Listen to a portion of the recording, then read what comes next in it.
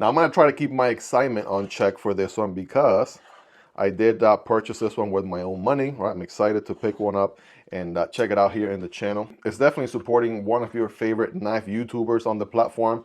You probably know who I'm talking about. His name starts with metal and ends with complex. This is his design, guys. At last, we're checking out the Excalibur. So let's go ahead and dive right in. We got the magnetic opening, right? You know, we got a premium little unboxing experience here. We got the fabric pouch here with premium beads and everything. We got a business card. We got some Kunwu stickers there. Got the donkey, got the dragon. Boom, we got a wiping cloth, also Kunwu branded. Additional hardware, which is also appreciated. Love to see that. Silica candy, and oh man, come on now. Here is the knife, ladies and gentlemen.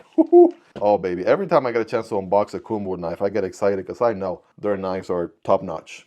So if you're ready, I'm ready. Here we go. Oh man, at last, guys, here it is, the Excalibur. Finally in the channel, and bam, this is the OG version. That's right, the integral, right? One solid piece of titanium.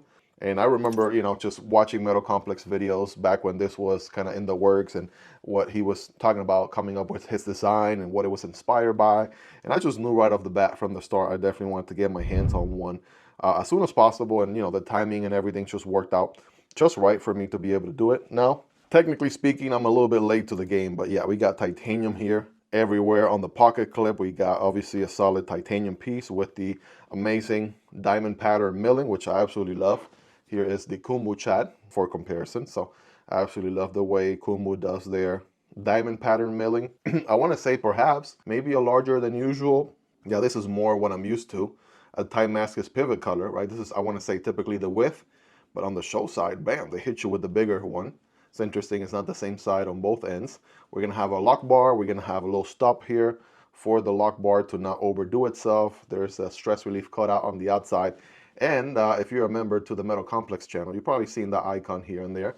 That's the collaboration, right? Little icon there. So let's go ahead and send it, shall we? Opening hole and thumb studs.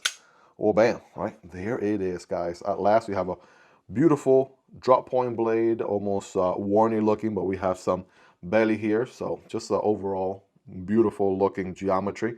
This is going to be a large knife. There's no doubt about it, right? It's not a medium, not an extra large. This is full on large knife for sure.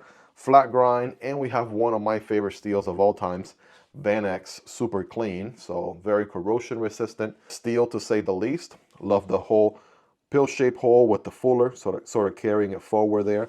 That looks very nice. I've seen that in, I want to say, EMP EDC knives in a way. Kind of gives me like Super Mario bullet sort of vibes in a way. I like that. And there are many versions available with DLC and all blacked out, reverse tuxedo, forward tuxedo, backflip tuxedo. I mean, you name it. There's a plethora of different versions available, and there's even one with a different locking system coming here very soon. Or as a matter of fact, it's already out. You can pick it up, the Verto Lock, and we are probably gonna be checking out that one very soon. Oof, did you see that?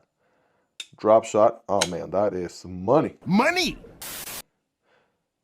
Wow, that is nice. Thumb stud deployment is solid. We can either use the hole here for the Spidey flick.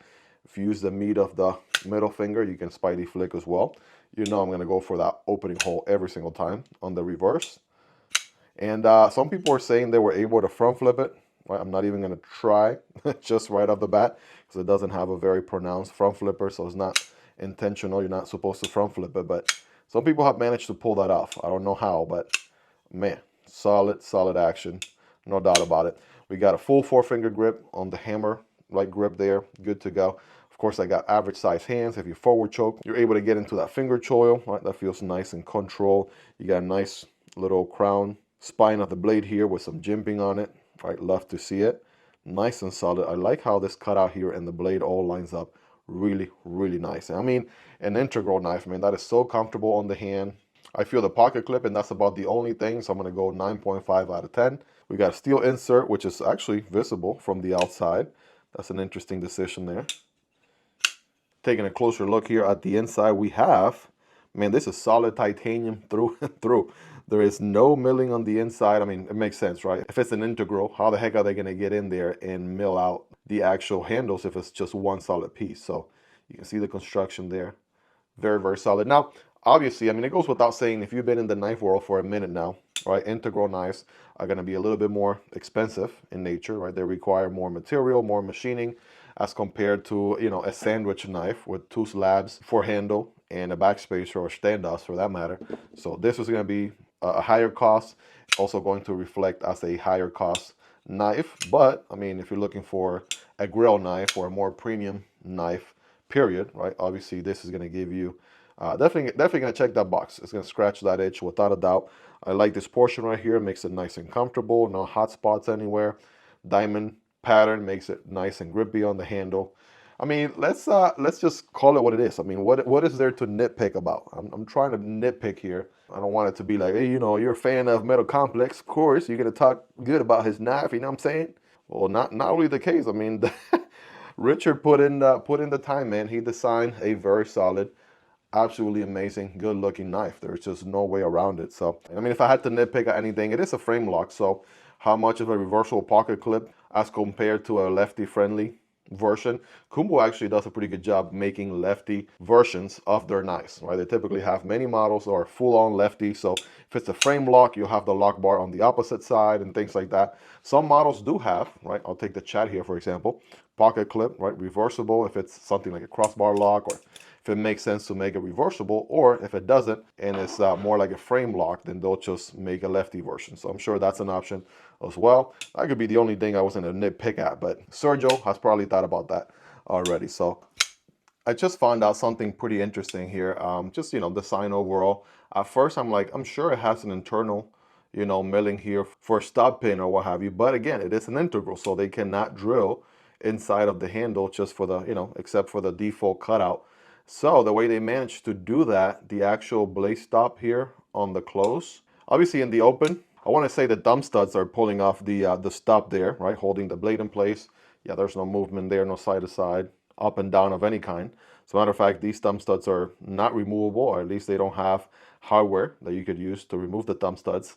And then on the close, right, what is the blade resting on so the edge doesn't hit the actual handle? Well, it's actually right here, and I wonder if we can get a good look from, hopefully a good angle. There we go.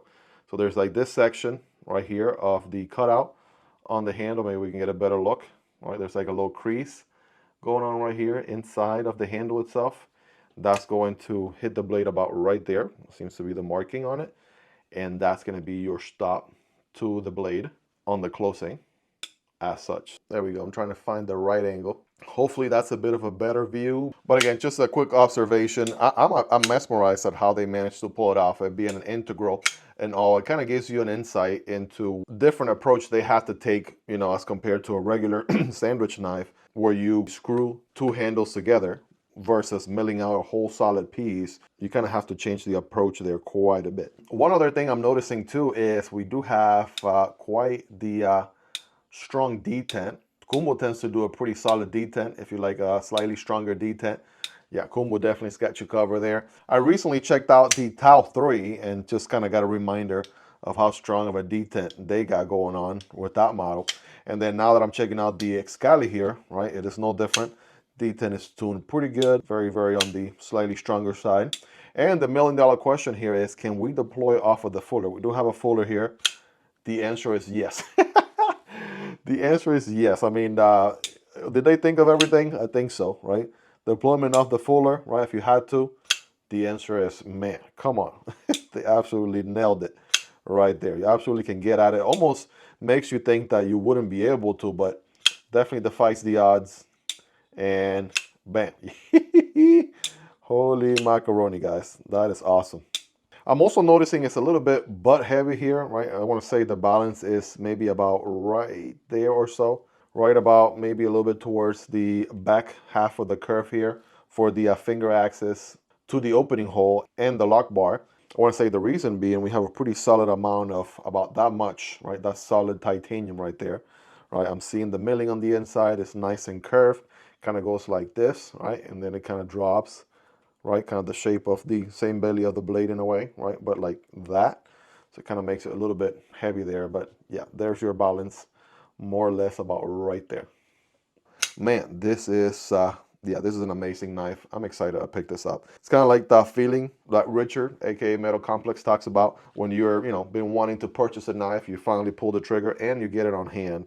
Yeah, it just brings that happiness to you, that excitement. This is going right in the pocket the moment this video is over. Absolutely no doubt about it. Just a quick size comparison here. Right there is the Demko AD 20.5, one of my old-time grails, right, with the titanium and 20 CV steel. There is the Kunwu Chad, which, was a pretty large knife in my book until now the Excalibur showed up. Check that out. And just to give it a run for its money, there is the MSI and the Stitch from Microtech. So for all my big bear paw hands people out there, Miguel, where the big knives at, Miguel? We want the big knives, not the tiny stuff. All right, fam, I got you covered. This, yeah, if you're looking premium, this is definitely the way to go. I know there are some carbon fiber versions, and again, this one being a frame lock. We may or may not have a Vortal lock we're going to be checking out here soon. So definitely stay tuned and subscribe to the channel if you aren't already. Smash that like button for the YouTube algorithm. And yeah, I'm super, super excited.